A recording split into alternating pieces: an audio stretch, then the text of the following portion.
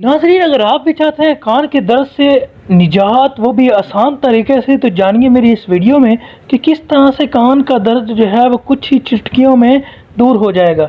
जिसको भी कान में दर्द रहता है या सुनाई कम देता है, वो मेरा ये नुस्खा जो है आजमूदा नुस्खा है।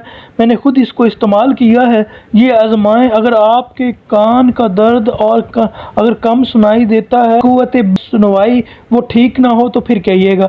जी हाँ, तो आपने सबसे पहले, आपको बताता चलूँ कि आपने सबसे पहले बादाम लेने हैं, और वो भी कौड़े बादाम लेने। आपने अक्सर देखा होगा कि आप मीठे बादाम होते हैं तो वो खा जाते हैं, कौड़े बादाम फेंक देते हैं। तो नाज़रीन, आइंदा से आपने कौड़े बादामों को फेंकना नहीं है, बल्कि कौड़े बादामों का तेल निकाल लेना है।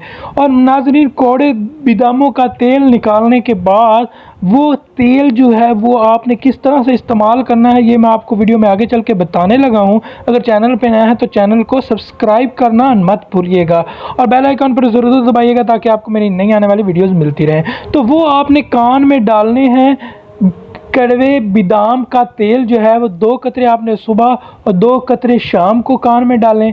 कुछ दिन में ही आपका दर्द जो है वो गायब हो जाएगा। तो वीडियो अच्छी लगी हो तो चैनल को सब्सक्राइब ज़रूर कीजिएगा।